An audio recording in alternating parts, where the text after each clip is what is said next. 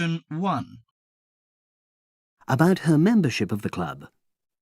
First, you have some time to look at questions 1 to 5.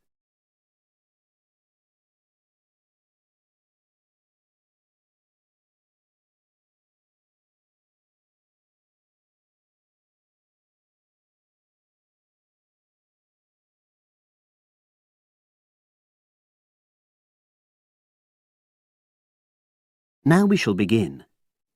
You should answer the questions as you listen, because you will not hear the recording a second time. Listen carefully and answer questions 1 to 5. Oh, excuse me. I wonder if you'd have the time to take part in some market research.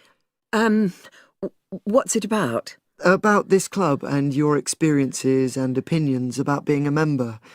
It'll take less than 5 minutes. Oh, OK then, as long as it's quick. Can I start by taking your name? It's Selina Thompson. Is that Thompson? Yes. Okay, great. Thanks. And what do you do for a living? Well, I'm an accountant, but I'm between jobs at the moment. I understand. But that's the job I'll put down on the form. And would you mind my asking which age group you fall into? Below 30, 31 to 50, and above? Over 50, I think we can safely say. Great, thanks. And which type of membership do you have? Sorry, I'm not sure what you mean.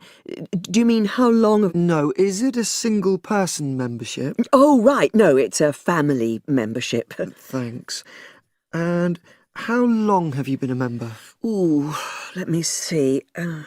I was certainly here 5 years ago, and it was probably 2 to 3 years more than that. Shall I put down 8? Oh, I remember now. It's 9, definitely. Sorry. No problem. I've got that. And the last question in this first part is, what brought you to the club? Sorry?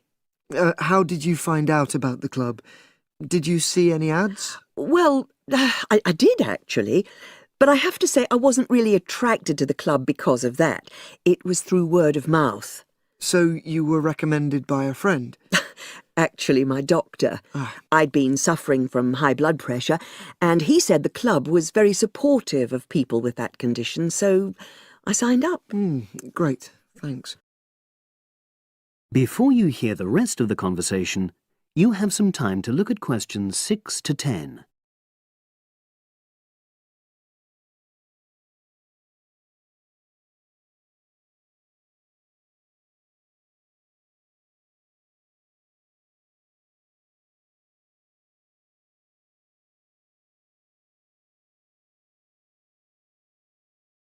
Now listen and answer questions 6 to 10. Now, for the second part of the form, I want to ask a bit more about your experience of the club. Sure. How often would you say you use the club? It varies enormously, depending on how busy I am. Of course. But on average, per month? I'd say it averages out at twice a week. OK, so 8 on average. Yeah, and 4 of those are aqua aerobics classes. That leads me to the next question. Would you say the swimming pool is the facility you make most use of? Fair to say that, yep. Right, thanks. And are there any facilities you don't use? One area I realise I've never used is the tennis courts. And there's one simple reason for that. You don't play tennis? Actually, I'm not bad at it. Oh. It's that I'm not happy having to pay extra for that privilege. Oh, right. I've made a note of that. Thanks. Now, in the last section, are there any suggestions or recommendations you have for improvements to the club? Only about health and fitness? Anything at all? Well, I'd like to see more social events. It isn't just a question of getting together for games or classes, but other things, you know. Yes, sure. And another thing that I was thinking, when I had my yoga class in the gym last night, we were all sweltering in the heat. was that I think they should put in, Air conditioning. That's exactly what I mean. The rooms are really light and well designed, but they do need proper installations. Sure. Well, I've made a note of that. Good. So, is there anything else you'd like to suggest? About quality of service, for example? Oh, everyone's very nice here. They couldn't be more friendly and helpful. Oh, but I tell you what, it's a shame the restaurant isn't open in the evening on Saturday, and Sunday as well, for that matter. Oh. So, the club should... Open it later on those days. OK. Well, thank you very much. That's all the questions I have. That is the end of Section 1. Now, you have half a minute to check your answerers.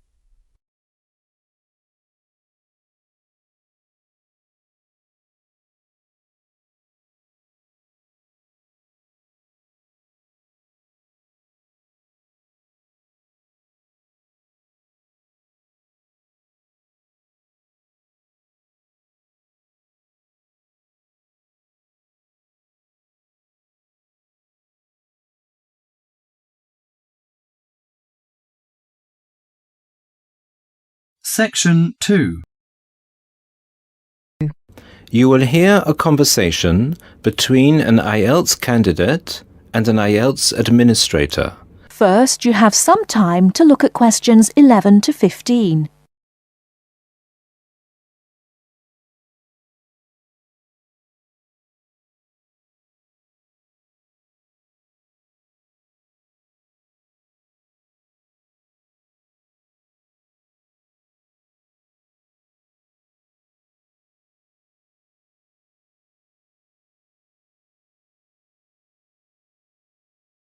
Now, listen carefully and answer questions 11 to 15. Good afternoon.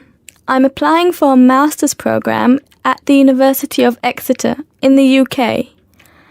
I'm planning to register for the IELTS exam at your centre next month. I have some questions I'd like to ask you before I register, if that's okay. Certainly. Would you be taking the academic module? I think so, but I'll have to contact the university just to make sure. You'll probably need the academic because most universities don't accept the general training. And anyway, the procedures to register for the exam are the same for both the general and the academic modules. Good. My first question is whether I sit all parts of the exam on the same day. I don't live here, you see, and for me it would be more convenient to do all the papers on the same day. Unfortunately, the speaking part is scheduled for Thursdays, and reading, writing and listening tests take place on Saturdays. We can't change the days, I'm afraid. That's a pity. Well, never mind. What sort of documents do I need to bring in order to register? You'll have to fill in the IELTS application form and bring an ID, a copy of your ID, and 2 passport-size photos on a white background. Will any ID do? We only accept original passports and national IDs. That's good to know. Did you say that reading, writing and listening are scheduled for Saturday? That's right. Will I get a break in between the papers? I'm afraid there aren't any breaks between the papers. Each paper takes an hour to complete, so it's 3 hours straight through. You'll first do listening and then reading, followed by the writing test. This is a standard requirement from Cambridge. Before you hear the rest of the talk, you have some time to look at questions 16 to 20.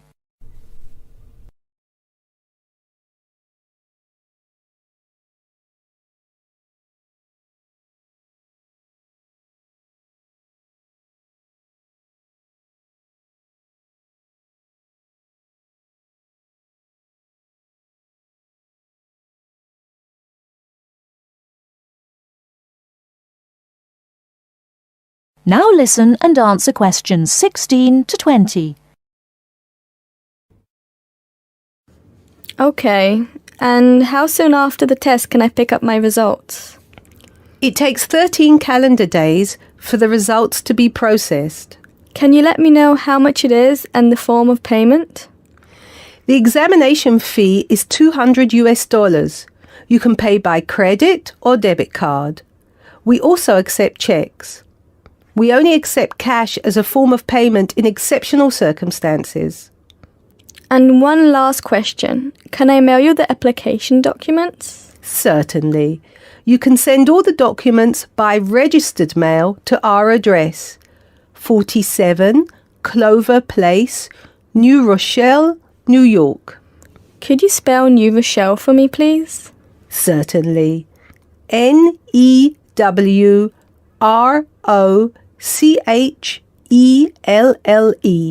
Could I have the zip code as well? Sure. Our zip code is 10806. Thanks. You can also email us at inquiry@examsmail.com or phone us at 325-9082. I think that's all. Thank you very much for all the information. Bye. You're welcome. Goodbye. That is the end of section 2. Now, you have half a minute to check your answerers.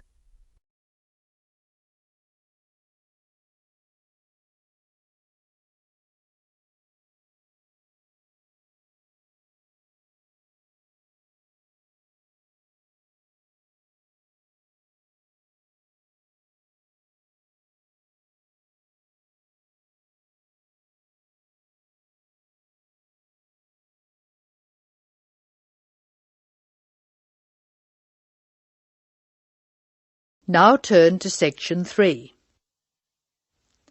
Section 3.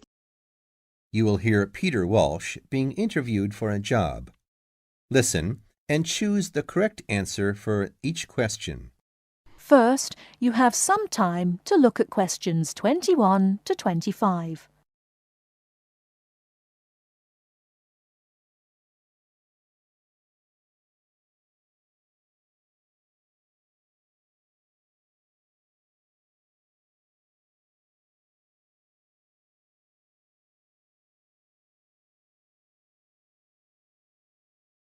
Now, listen carefully and answer questions 21 to 25. Joanne! Hi, you must be Rob. Nice to meet you. So, I hear you're planning to visit Australia. Yeah, and I really wanted to talk to you because I was thinking of spending some time in Darwin, and my sister told me you're from there. That's right. So, tell me about it. Well, where shall I start? Well, Darwin's in what they call the top end, because it's right up at the northern end of Australia, and it's quite different from the rest of Australia in terms of cultural influences. In fact, it's nearer to Jakarta in Indonesia than it is to Sydney, so you get a very strong Asian influence there. That means we get lots of tourists. People from other parts of Australia are attracted by this sort of international cosmopolitan image. And as well as that, we've got the same laid-back atmosphere you get all over Australia. Probably more so, if anything, because of the climate. But what a lot of the tourists don't realize until they get there is that the city's also got a very young population. The average age is just 29, and this makes the whole place very buzzy. Some people think that there might not be that much going on as far as art, music, dancing, and so on are concerned, because it's so remote. I mean, we don't really get things like theater and opera in the same way as cities down in the south, like Sydney, for example, because of the transport expenses. But in fact, what happens is that we just do it ourselves. Lots of people play music, classical as well as pop, and there are things like artist groups and writers groups and dance classes. Everyone does something. We don't just sit and watch other people. You said it's very international. Yeah, they say there are over 70 different nationalities in Darwin. For instance, there's been a Chinese population there for over 100 years. We've even got a Chinese temple. It was built way back in 1887, but when a very bad storm, a cyclone in fact, hit Darwin in the 1970s, it was almost completely destroyed. The only parts of the temple that survived were part of the altars and the stone lions, but after the storm, they reconstructed it using modern materials. It's still used as a religious center today, but it's open to tourists too, and it's definitely worth going to see it. Oh, and as far as getting around goes, you'll see the places that advertise bicycles for hire, but I wouldn't recommend it. A lot of the year, it's just so hot and humid. Some tourists think it'll be fine because there's not much in the way of hills and the traffic's quite light compared with some places, but believe me, you're better off with public transport. It's fine and not expensive. Or you can hire a car, but it's not really worth it. What's the swimming like? Well, there are some good beaches, but the trouble is that there's this nasty creature called the box jellyfish, and if it stings you, you're in bad trouble. So you have to be very careful most of the year, especially in the winter months. You can wear a lycra suit to cover your arms and legs, but I wouldn't like to risk it even so, personally. And there are the saltwater crocodiles, too. I mean, I don't want to put you off. There are protected swimming areas netted off where you'll be safe from jellyfish and crocs, or there are the public swimming pools. They're fine, of course. Before you hear the rest of the talk, you have some time to look at questions 26 to 30.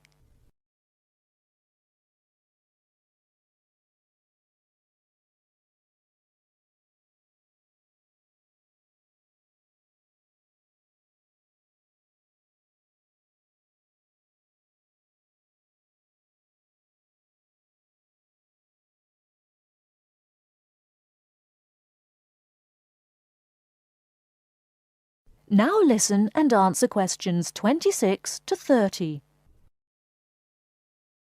And answer the questions. Please sit down, Mr. Walsh. My name's Jane Swain, and I'm the personnel manager. Hello, how do you do? Now, this is just a short preliminary interview. I'd like to chat about your present job and what you've done up till now. Yes, of course. Well, could you tell me how long you've had your present position in Weston's? It is Weston's, isn't it? Yes, that's right. I am not sure. Let's see. I left university in 2005. Is that right? Yes, 2005. Then I was unemployed for about 3 months. And then I traveled round America for a few months. So, yes, it must be about 3 years now, in fact. Yes. And have you any particular reason for wanting to change jobs? I mean, why do you want to move? Well, I actually like my present job and still find it interesting and stimulating. The salary's okay, so it's nothing to do with money, though you can always do with more. I suppose the thing is that I'm really very ambitious and keen to get promoted, so that's the real reason. You say you like your job. Can you tell me what aspect you like most? Oh, my dear, that's difficult. There are so many things. The other people are great. There's a good cooperative atmosphere. I mean, among the staff, and compared to other companies, the conditions are great. I mean, the office itself and the working conditions. And then there's the fact that they give me lots of room for initiative and let me make decisions. You know, that's what I really like most about the job. Yes, well, we're looking for someone like that. You know, someone who isn't a clock watcher and who isn't too concerned about working fairly long hours. Oh, I don't mind that. I'm used to it. And what about your education? You went to Manchester University, didn't you? Yes. After leaving school, I started a diploma course in design, but I decided to give it up and did an arts degree at university instead. Good. And have you done any courses since? That is the end of section 3. Now, you have half a minute to check your answers.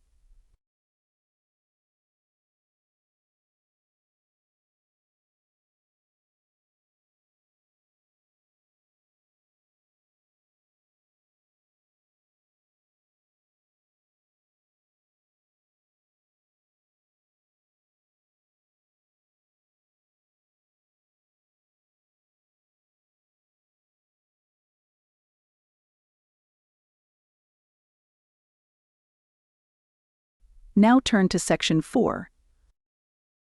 I've asked you here just to remind you about this Friday's field trip. First, you have some time to look at question 31 to 40.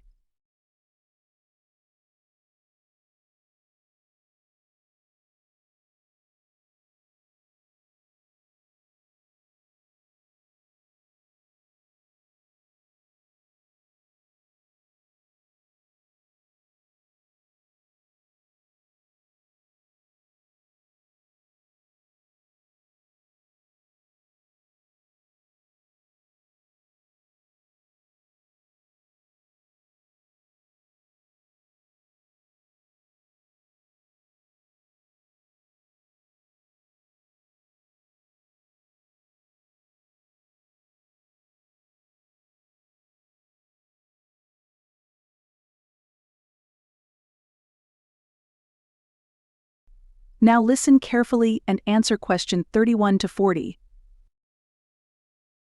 Okay, I'd like to keep this meeting as brief as possible, as I'm sure we all have things to do. I've asked you here just to remind you about this Friday's field trip. This is the first of many field trips you'll be going on, so there are a few rules I'd like to make clear now. Most importantly, I want you all to remember that simply because you are leaving the college does not mean that you are not studying. This is an essential part of your course and should be treated as such. There will be 2 assignments for you to complete whilst you are there, and some extension work you will be expected to do over the weekend, so I suggest you all pay attention on the day. Moving on, remember that we are going to a salt marsh and must dress appropriately. High-heeled shoes and t-shirts are not what I consider appropriate. You need good footwear, preferably boots, and you should bring a waterproof jacket as the weather is unpredictable. It would also be a good idea to bring a change of clothes. There is a chance you will get wet, and a 3-hour return journey in damp clothes is nobody's idea of fun. We will be on the marsh from about 10 o'clock to about 4, so you will be given a light lunch.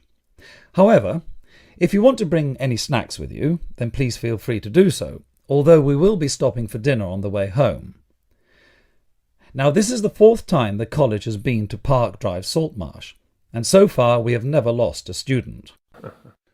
However, remember that there are 28 people going, and if you are late, you will be keeping myself and your colleagues waiting, and at that time in the morning you will not find me very forgiving. Please try to arrive a few minutes before 7. If you are not here on the hour, you risk being left behind. For those of you who are being collected in the evening, you can expect to be back here between 8:30 and 9 p.m. But do warn whoever may be coming for you that the traffic is unpredictable and it may well be later. Before you go, I'll hand out your assignment papers and briefly explain what you have to do.